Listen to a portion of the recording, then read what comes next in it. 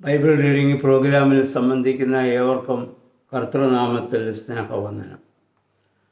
പുറപ്പാട് പുസ്തകം 5-ാം അധ്യായമാണ് നമ്മളിന്ന് വായിക്കുന്നത്.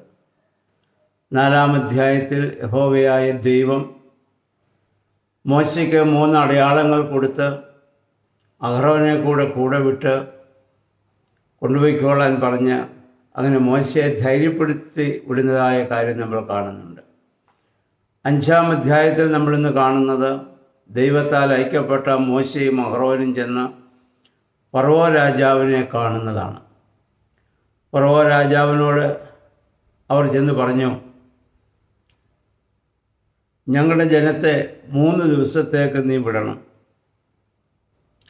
അവർ 3 ദിവസം യാത്ര ചെയ്ത് മരുഭൂമിയിൽ ചെന്ന് ഞങ്ങളുടെ ദൈവത്തെ ഞങ്ങൾക്ക് ആരാധിക്കണം, യഹോവയായ ദൈവത്തെ ഞങ്ങൾക്ക് ആരാധിക്കണമെന്ന് പറഞ്ഞപ്പോൾ ഫറവോ രാജാവ് പറയുന്നു, ആരാണ് യഹോവയായ ദൈവം? ഫറവോയെ സംബന്ധിച്ചിടത്തോളം യഹോവയായ ദൈവത്തിൽ അദ്ദേഹം വിശ്വസിക്കുന്ന ആളല്ലല്ലോ. അതുകൊണ്ടാണ് അദ്ദേഹം ചോദിച്ചത്, ആരാണ് യഹോവയായ ദൈവം?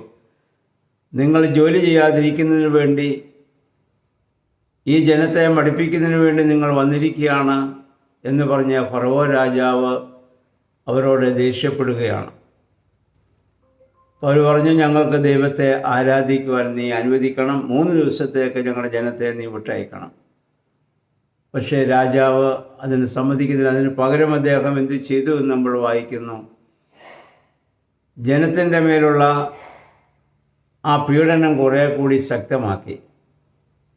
എന്നിട്ട് അദ്ദേഹം അവിടെയുള്ള മേലധികാരികളോട് പറയുന്നു, നാളെ മുതൽ ഇഷ്ടിക ചുടുവാനുള്ള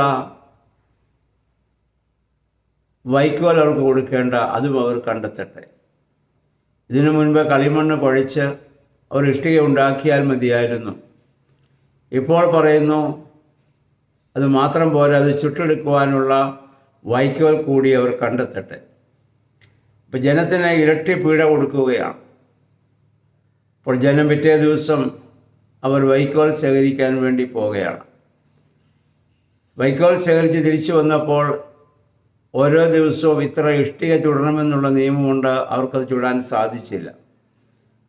അതെന്തുകൊണ്ട് ചുട്ടില്ല എന്ന് ചോദിച്ചപ്പോൾ അവർ പറഞ്ഞു, ഞങ്ങൾക്ക് നേരത്തെ വൈക്കോൽ തന്നിരുന്നു, വൈക്കോൽ ശേഖരിക്കാൻ പോയതാണ്, പക്ഷേ അവർ വീണ്ടും അവരെ പീഡിപ്പിച്ചു. അങ്ങനെ പീഡിപ്പിച്ചപ്പോൾ ഇസ്രായേൽ ജനത്തിൻ്റെ മേൽ അധികാരമുള്ള ഇസ്രായേൽക്കാരായ ചില മേലധികാരികളുണ്ടായിരുന്നു.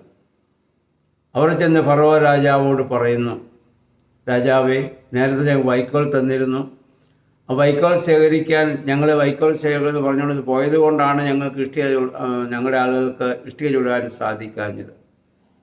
പക്ഷേ രാജാവ് വീണ്ടും അവരോട് കോപിക്കുകയും അവരെ കൂടുതൽ വേദനിപ്പിക്കുകയുമാണ് ചെയ്യുന്നത്.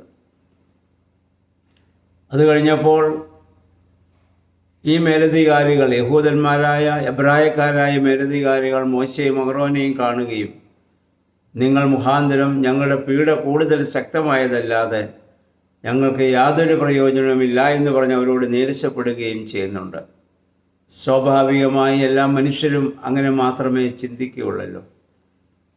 എന്നാൽ ദൈവത്തിൻ്റെ പദ്ധതി എന്തെന്ന് അവർക്കിപ്പോൾ മനസ്സിലാവില്ല.